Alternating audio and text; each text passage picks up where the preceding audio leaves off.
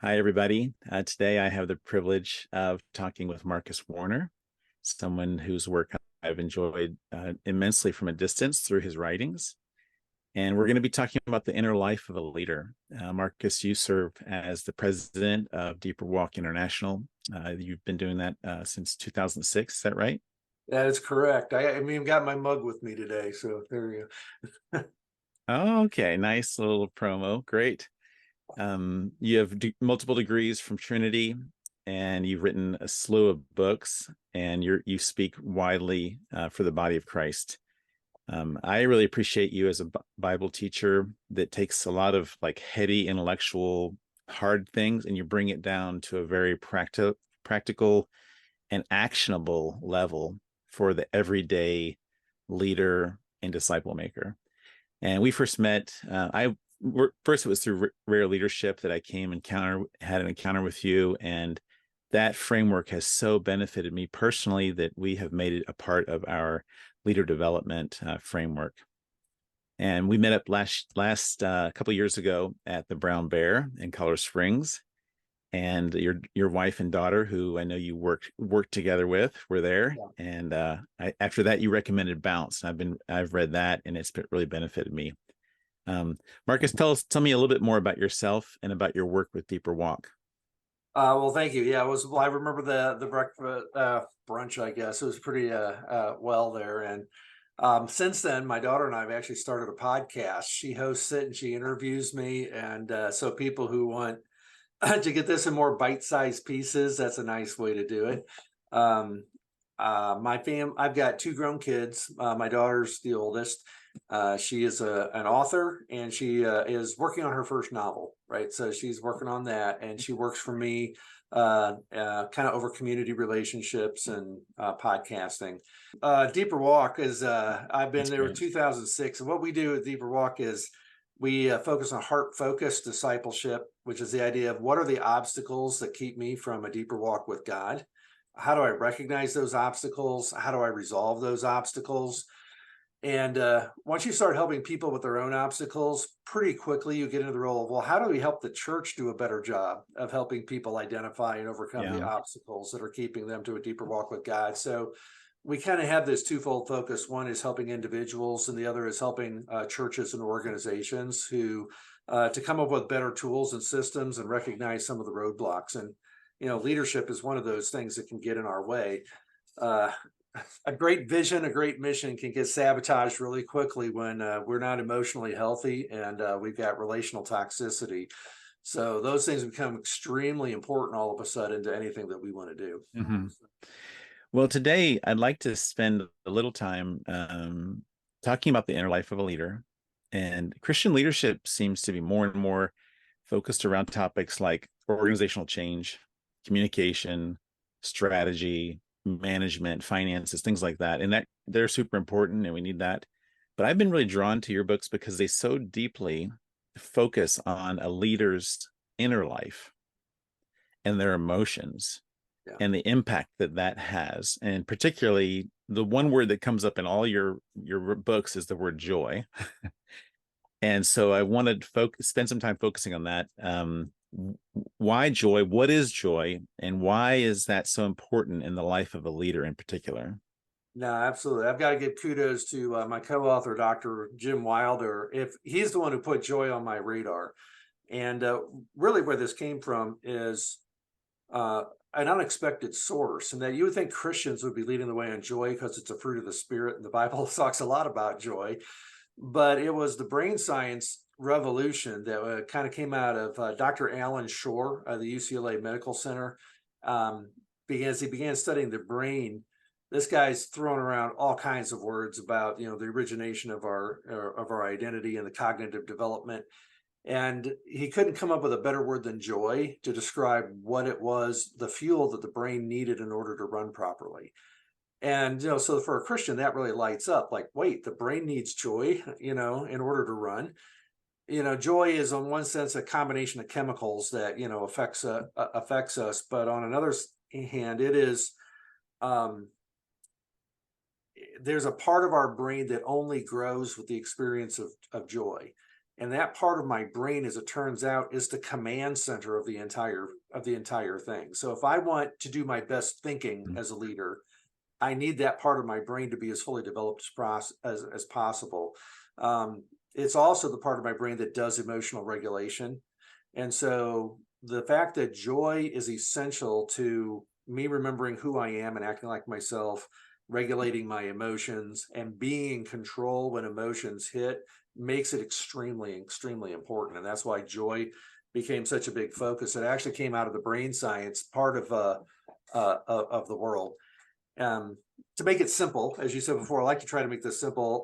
The book Building Bounce describes this like a ball, and you can think of the air in the ball that lets it bounce as joy. And so for me personally, as a leader, if I'm low on joy, then the ball just doesn't bounce very well. And I'm sluggish, I don't have energy, I don't, and I don't bounce back well from hard things that happen to me.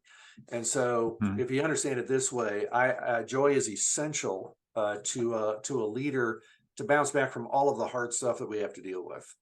I love that you talked about in the book about the ball, you talked about if there's a hole, we need to patch that hole, but that's not enough to patch the hole. You talked about you actually have to reinflate the ball with joy. It's not enough to only focus on our wounds, but we have to actually develop the ability to experience joy regularly. Is that right? No, absolutely. In fact, I actually have a new book coming out in March called Breakthrough. And one of the ideas in this book is that there's most of us are looking for pain relief, but to get pain relief, we need to repair damage. So that would be like the patch on the ball, because it's not enough just to relieve our pain and not enough just to repair our damage. We have to grow our capacity to deal with life and to get back to joy from the hard things in life and not get stuck in our overwhelmingly negative emotions.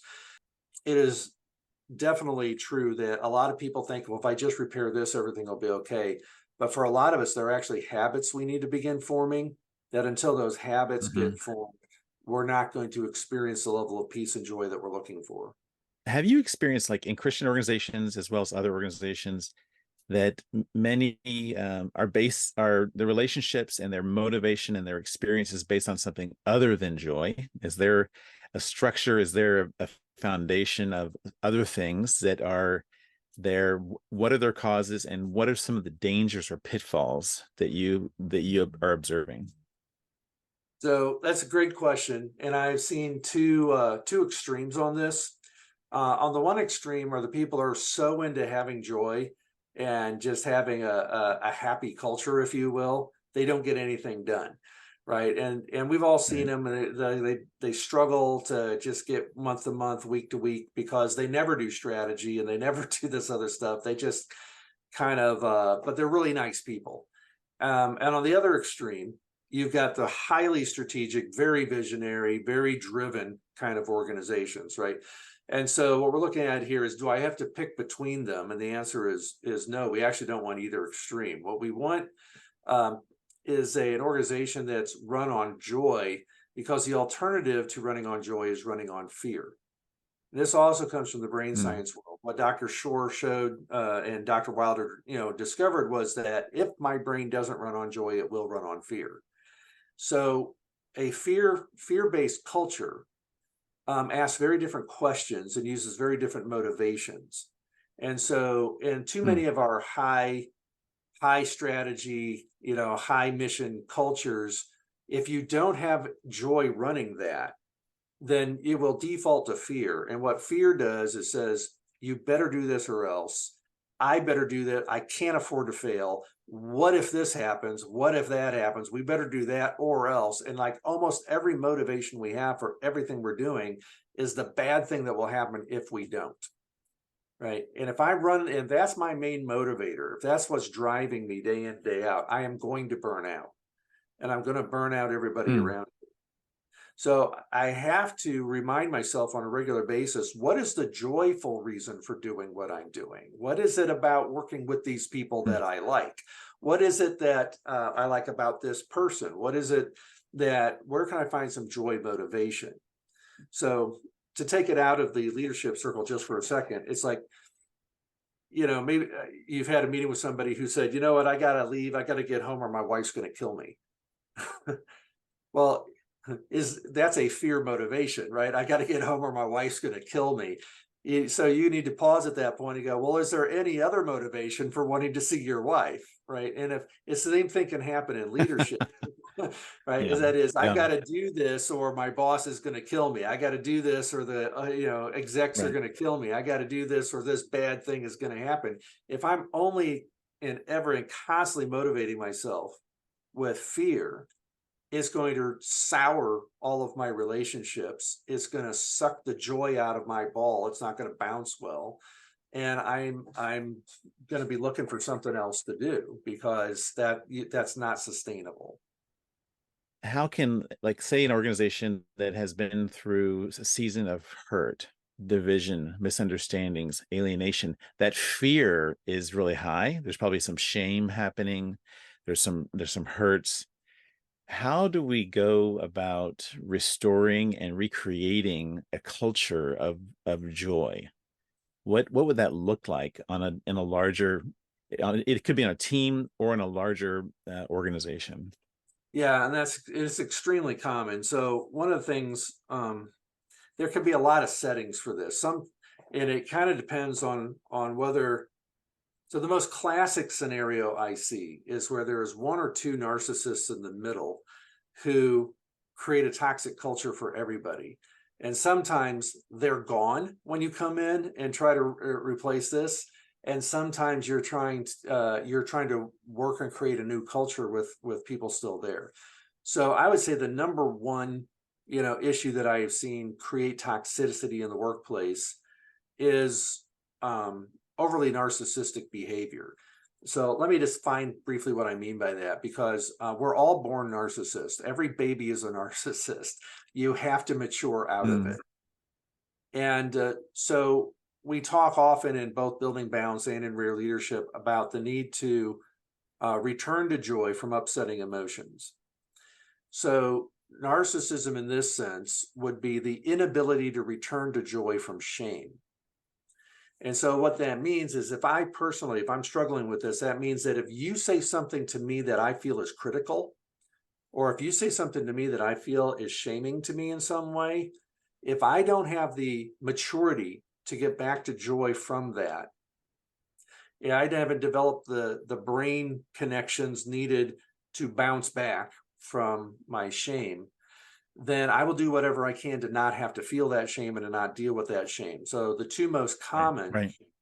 two most common are I self-justify and I explain why this isn't Okay. really my fault, and I throw somebody else under the bus. And if you're the one Right. giving me the same message, most commonly it goes right back at you.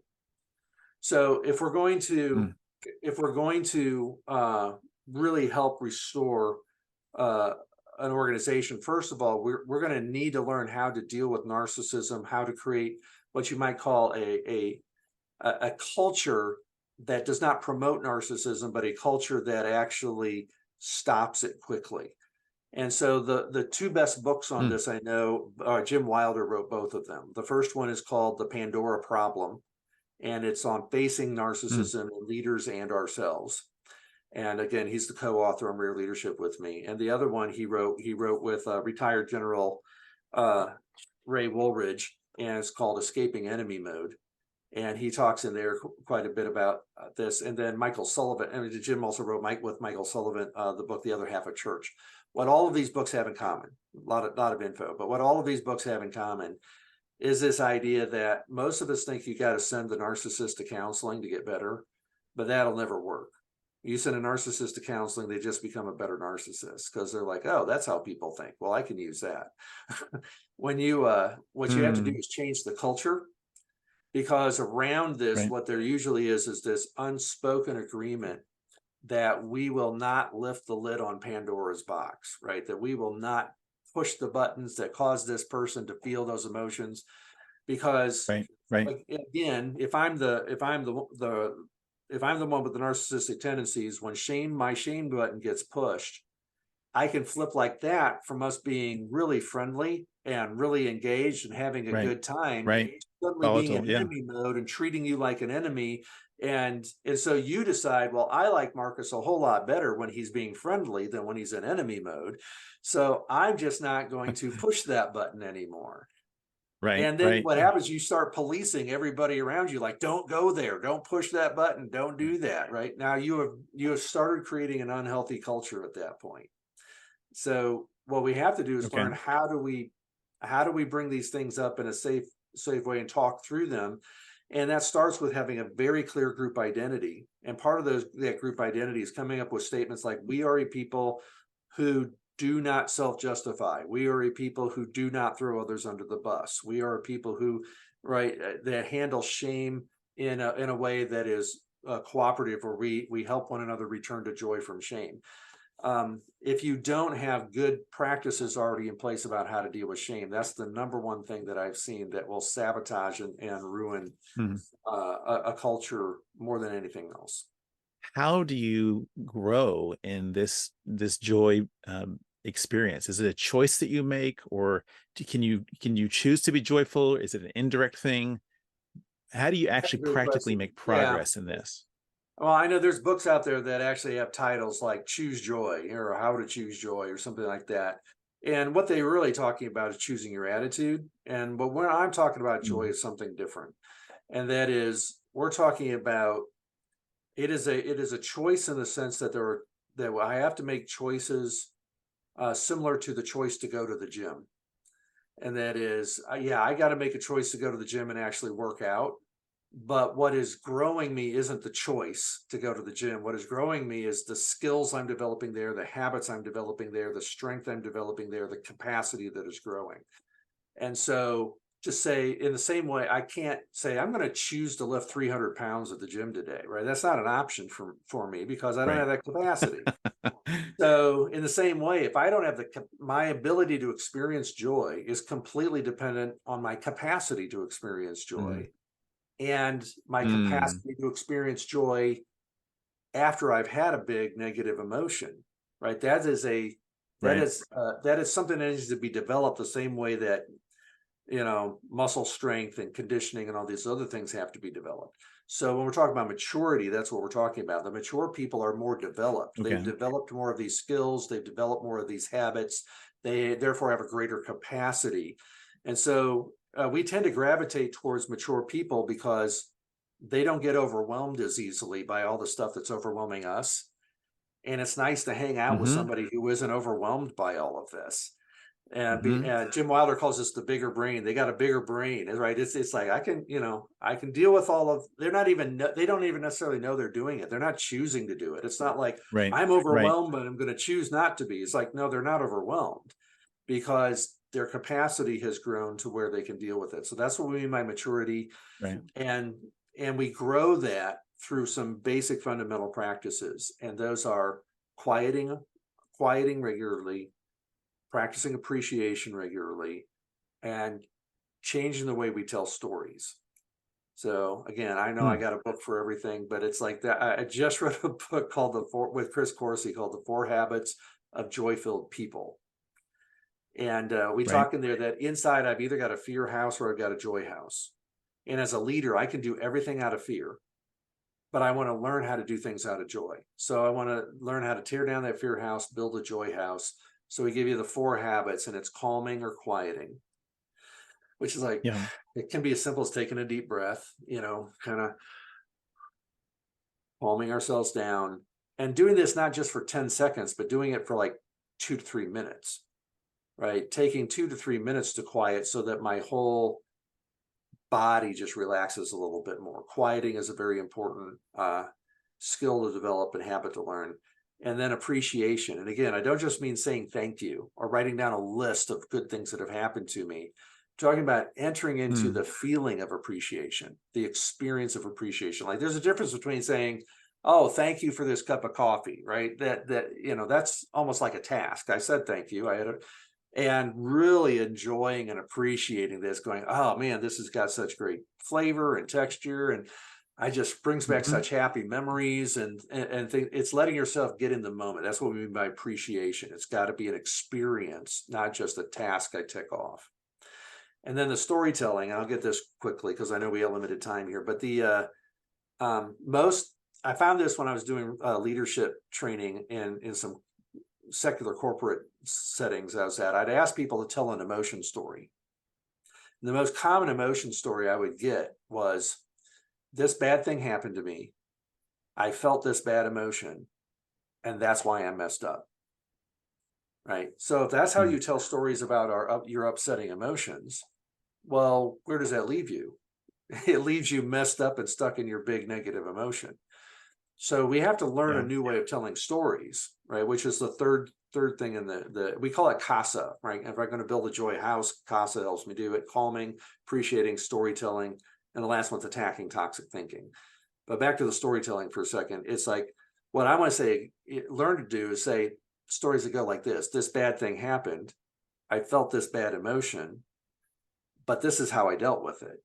Right. So that third point becomes Mm. a positive step. My story ends with, but this is how I acted like myself anyway, or this is how I bounced back from that and got to a better place. Or if that didn't actually happen, it's like, this is the lesson I learned from this, and this is what I'm going to try to do in the I future. see. I see.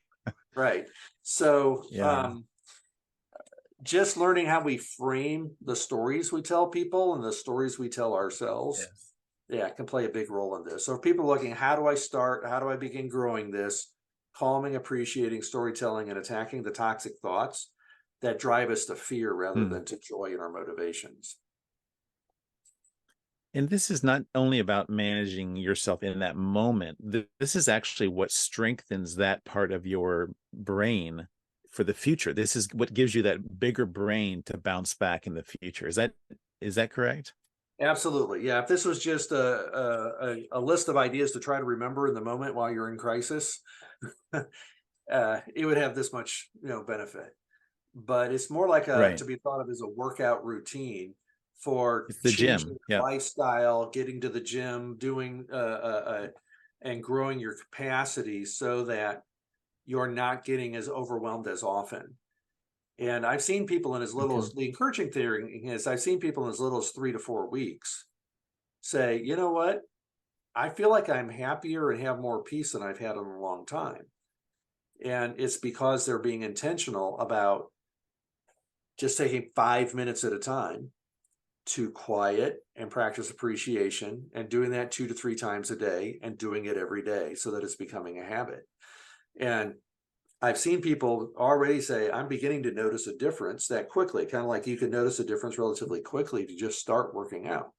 And that's what we're talking about. So the choices here are about this. Let's how do I grow my capacity so that I am not overwhelmed as often or as easily, as well as some things that help me. How do I bounce back when I do get overwhelmed?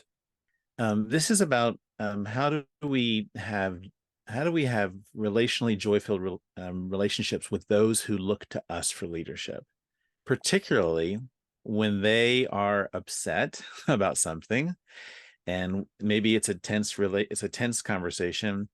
We engage with them, they're feeling upset, and perhaps we feel threatened as well.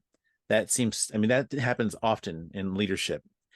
Do you have any advice on how to not move away from a joy-based relationship with them, or how to help them through that moment? Yeah, a few conversations come to mind when you say that. I've had some of them are long conversations, and some of them you're trying to get through more quickly because you got things to do. But there's um, the number one problem I think people make in that situation, they try to fix the other person's problem too quickly. So the number one tool I try to remember is BCR, and that is validate their emotion. Let me explain this, because validating emotion is not agreeing with an emotion. So if somebody's coming at you and they are hot and they are angry, like I've had people come up and say things about other members of the team, like, I can't believe they're doing this to me, and I can't believe I got to do this, and there's such a horrible manager, they're great at this, but they stink at this, and they're venting and they're going on this stuff. Like, I could just shut that down. It's like, no, you do not talk to people about people that way. But at some level, all that does is bury it. So what I try to do is I'm trying to validate the emotion. What that means is I'm going to name the emotion they're venting accurately and how big it is for them. And so I don't have to agree with that. I say, so if I'm hearing you correctly, you're really angry, and it's like at a level 7 or something like that. Like you're really angry. Are you, and then I'll Hmm. ask clarifying questions to show curiosity. Are you angry at this person? And on a lot of times, what'll happen is this person hasn't even distinguished it for themselves. They're not really mad at the person. They're just upset to be stuck in a situation. And so part Right. of what you do is you're taking enough time to help them understand what they really feel, how, where their starting point is. And then once you get them nodding and agreeing, like, yeah, no, that's what's going on, you've got it. That's what's going on, that's how I feel, it's what's going on. Now I can start making their problem smaller. Because what's happened is people get overwhelmed when their problem's this big and their emotional capacity is this big. And so when someone comes to you as a leader, this is a perfect mentoring opportunity, right? You actually want these opportunities as a leader, because this is one of those times Hmm. where I can model for them validating, staying relational through validation, being curious. Because the other big problem I see is we assume we know what's going on, and we make judgments about the situation way too quickly. And thus we try to fix this situations way too quickly, because I assume I've got it all figured out. Well, if I assume I've got it all figured out, I'm not going to be curious. So I've got to validate the emotion. I've got to show curiosity. I got to get the person nodding and agreeing, yes, you understand where I'm coming from. Now I can go say, okay, now we got to make this problem smaller. And sometimes at that point, you can frankly just coach them through it. I said, so what do you think is the best way to get through this thing? And it's amazing how many times they'll come up with the right answer all by themselves. They just had to Right. get their emotions back under Right. control. And so again, I think that for leaders, we need to look at these as opportunities and not as threats, Hmm. because they are Hmm. opportunities to model maturity, and that you're not getting overwhelmed by this, and this isn't shorting your circuits, and you're also not so threatened by it that you feel like you got to shut this down before Right. Right. it's actually getting resolved. That's great. Marcus, this has been just a gold mine of helpful advice and wisdom. Thank you so much for taking time to do this. I'm gonna follow up on many of these resources, and I'm sure our members are going to benefit from this interview. Really appreciated. God's blessing on you and on Deeper Walk and all that you do for God's kingdom. Keep it up, and thank you. I appreciate it, Mark. It's been a joy to spend some time with you today. So hopefully the rest of your day goes great. Okay, great. Thank you, brother.